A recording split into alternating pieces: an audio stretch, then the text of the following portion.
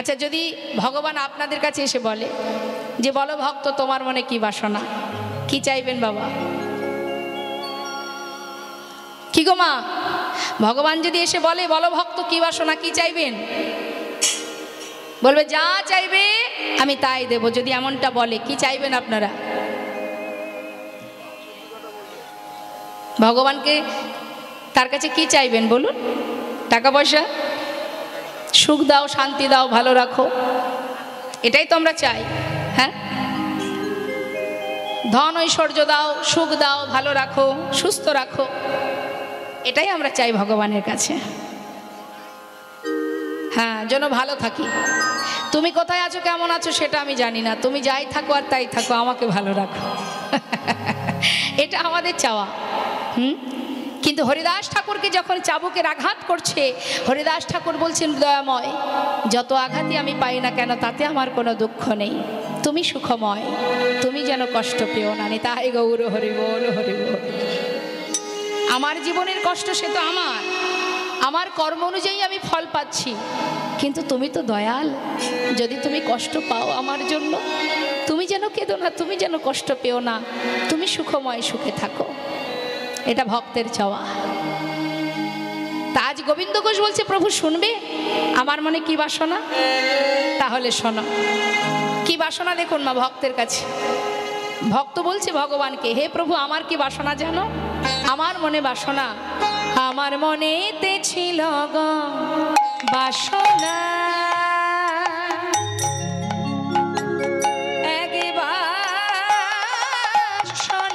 মনেতে ছিল গো বাসনা, এক বাসনা, আমার মনেতে ছিল গো বাসনা, এক বাসনা, আমার মনেতে ছিল গো বাসনা, এক বাসনা, যাব মধু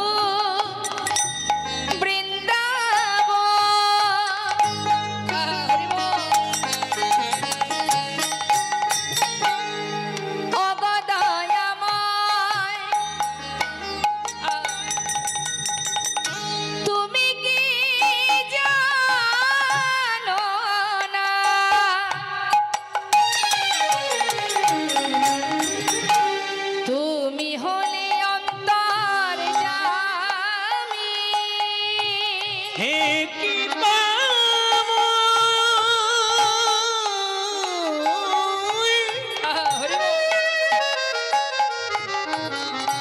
তুমি আমার জগন্নাথ,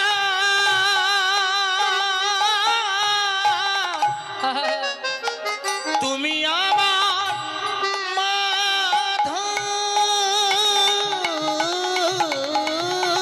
যাব মধুর বৃন্দাবন, পাবো যুগল দর্শন, যাব মধুর বৃন্দাবন, পাবো যুগল দর্শন, প্রভু সে বাসনায় আমার পুরিল না, আমার মনেতে ছিল গো বাসনা, এক বাসনা, আমার মনেতে ছিল গো বাসনা, এক বাসনা।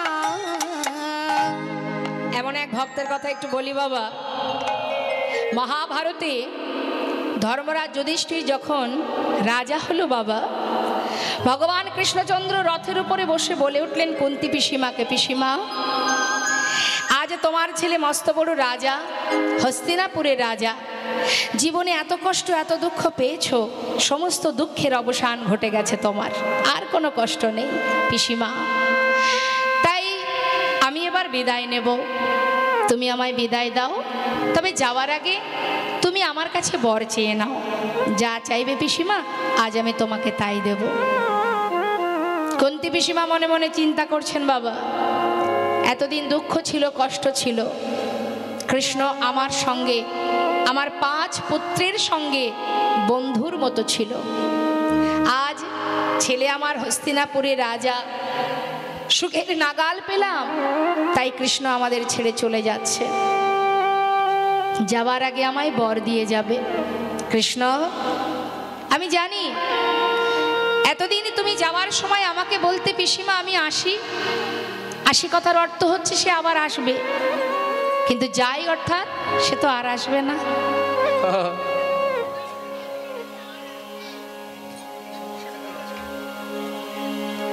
হরে কৃষ্ণ।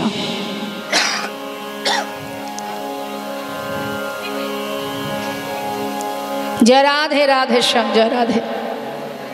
তা বাবা, কুন্তি পিসিমা বলছে কৃষ্ণ আজ আমি তোমার কাছে যা চাইবো তুমি আমাকে তাই দেবে তো?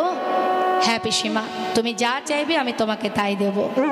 কি চাইলেন দেখুন বাবা, সারা জীবনটাই তো কষ্ট করেছে, শেষ জীবনে এসে যখন ছেলে রাজা হলো, মা কুন্তি পিসিমা, কুন্তি মা যখন রাজমাতা হলো, তখন কৃষ্ণের কাছে চেয়ে বসলো, কৃষ্ণ যাবার আগে যদি বর দিয়ে যাও তবে এই বরই দাও। এই জগতে আর যে কটা দিন আমি এই ধরাতে আছি, আরও যদি জগতে দুঃখ থাকে, কষ্ট থাকে, যদি যন্ত্রণা বেদনা থাকে, তুমি আমায় দিয়ে যাও। কেন জানো? কষ্ট পেলে তো আর তোমায় হারাতে হবে না, সুখ পেলে যদি তুমি চলে যাও সে সুখে কি বা শান্তি আছে? এমন কষ্ট এমন দুঃখ তুমি আমায় দাও। হরি বল, হরি বল। যে কষ্ট, যে দুঃখ, যে যন্ত্রণা পেলে, যেমন করে 5 পুত্রের সঙ্গে তুমি বন্ধুর মতো ছিলে, তেমন করে জীবনের শেষ দিন পর্যন্ত তোমাকে কাছে পাবো। দিয়ে যাও কৃষ্ণ, সেই বর আমায় দিয়ে যাও। ভগবান কৃষ্ণ রথ থেকে নেমে এসে পিসিমাকে বললেন, পিসিমা হে তুমি কি চাইছো? এত কষ্ট পেয়েছো তুমি? পাশে ভীম বলছে, মা তোমার কি কষ্ট, দুঃখ, যন্ত্রণা, তোমার কি স্বাদ মেটেনি? তুমি আবার কেন চাইছো মা? মা বলে উঠলেন, ওরে ভীম, দুঃখ ছিল বলেই তো কৃষ্ণ আমাদের সঙ্গে ছিল, আজ দুঃখের অবসান ঘটেছে তাই কৃষ্ণ ছেড়ে চলে যাচ্ছে।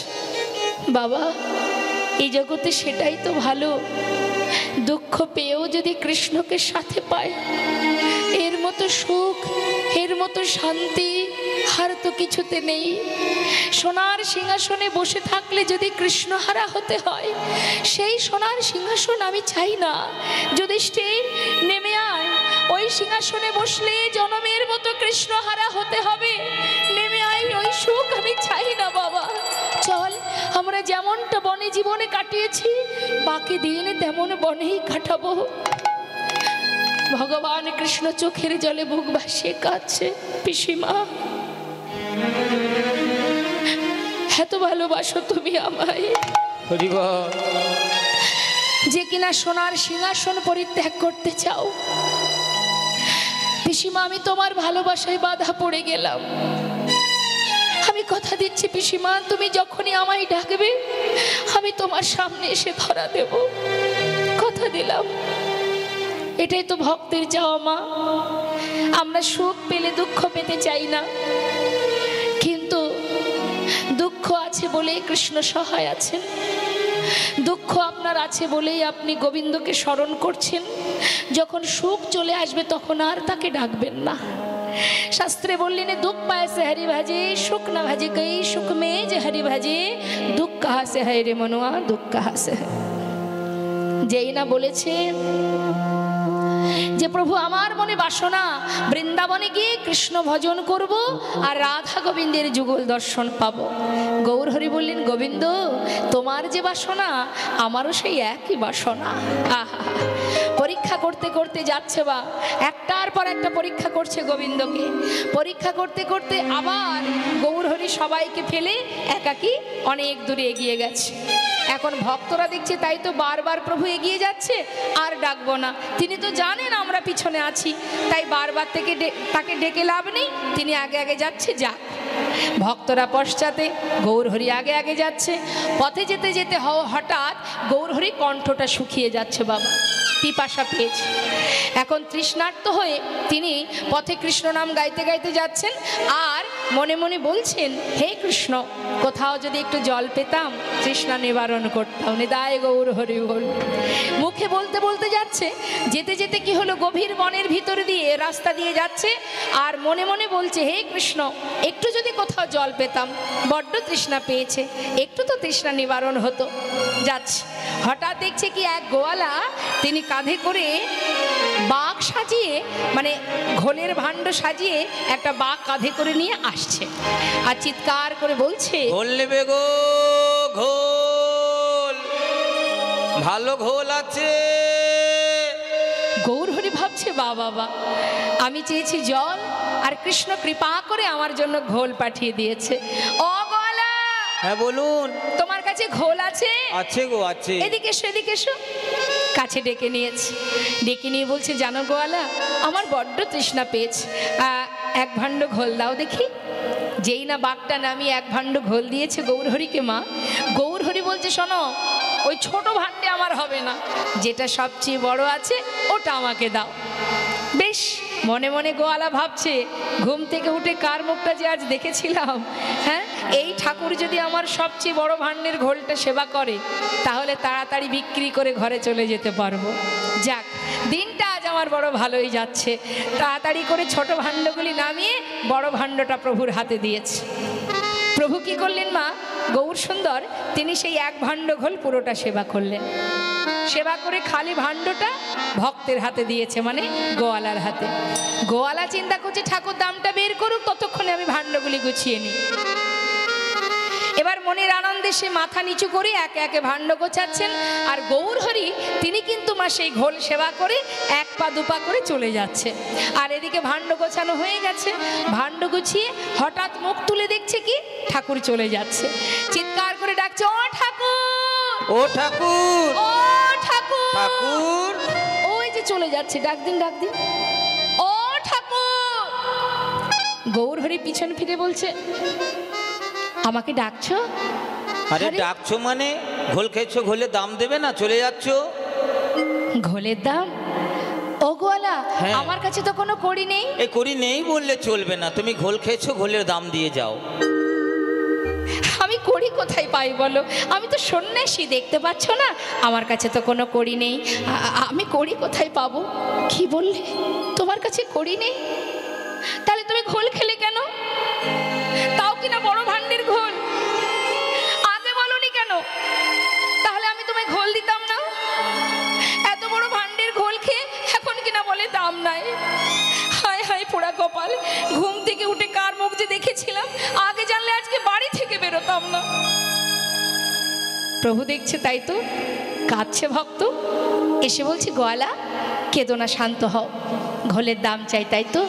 দেখো আমি তো সন্ন্যাসী, শোনো, কেঁদো না, হ্যাঁ, পিছনে আমার অনেক ভক্ত আসছে, তাদের কাছে তুমি বলবে, তারা তোমাকে ঘোলের দাম দিয়ে যাবে। তারা দিয়ে দেবে তো? হ্যাঁ হ্যাঁ, দিয়ে দেবে, তুমি এখানেই বসে থেকো, কোথাও যেও না, হ্যাঁ? বেশ। এদিকে প্রভু তো চলে গেলেন বাবা, আর গোয়ালা কিন্তু বসে আছে ঘোলের দাম নেবে বলে। আর পশ্চাতে কারা আসছে? ভক্তবৃন্দ, তারা কিন্তু প্রভুকে অনুসরণ করে আসছে গাইতে গাইতে, মন লাগু রে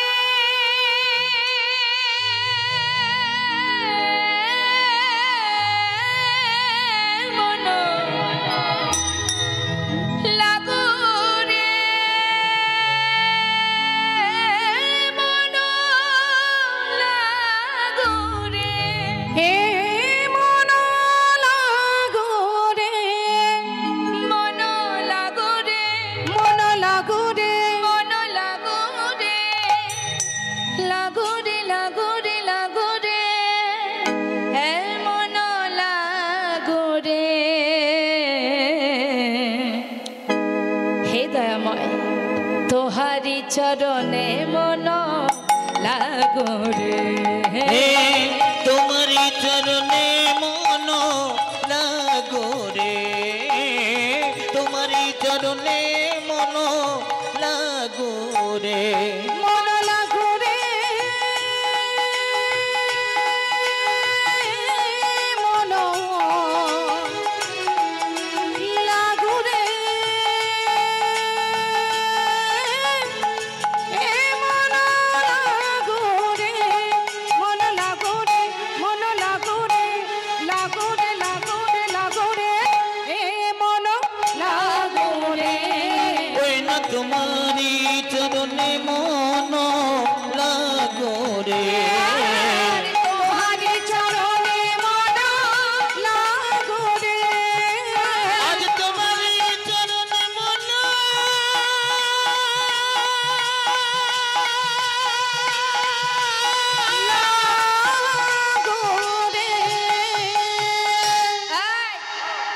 বন্ধ করো।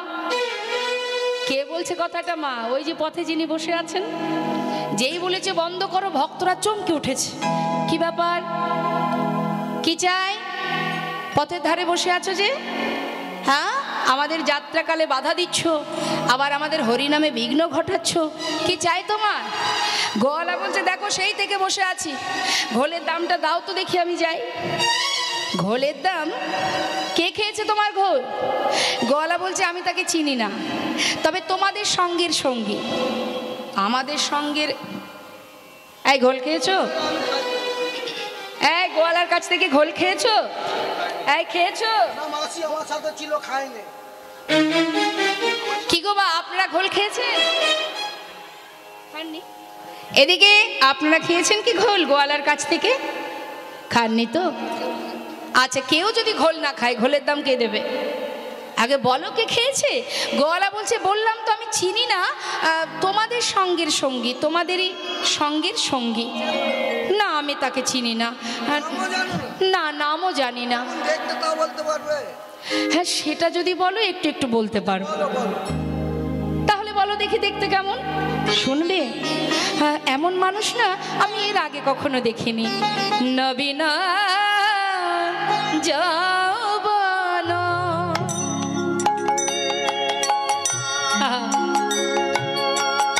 কি অপরূপ,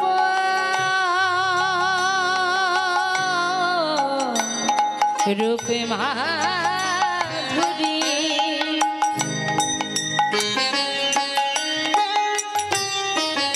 এমন রূপের মানুষ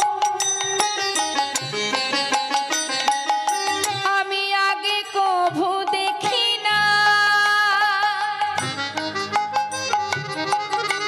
যাই রে রূপে বলি হারি,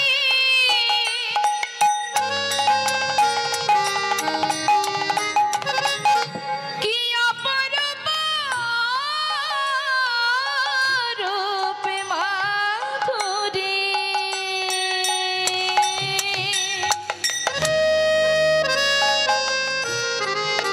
সে যে ভুবন ভোলানো, ভুবন ভোলানো নানা দেখি না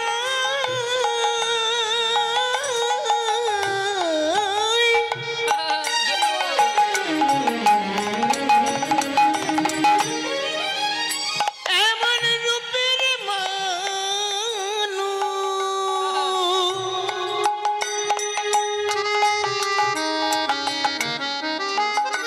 ওই না রূপে ভুলানো রূপ মাধুরী,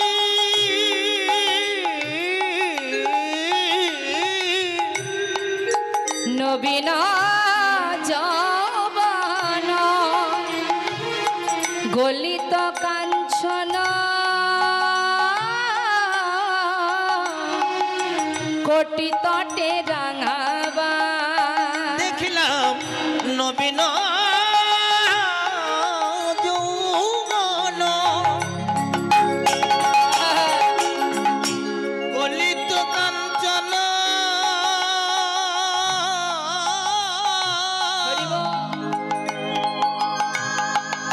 আবার কোটি তটে রাঙাবাই রাঙাবা, আবার কৃষ্ণ বলিয়া দুবাহু তুলিয়া, কৃষ্ণ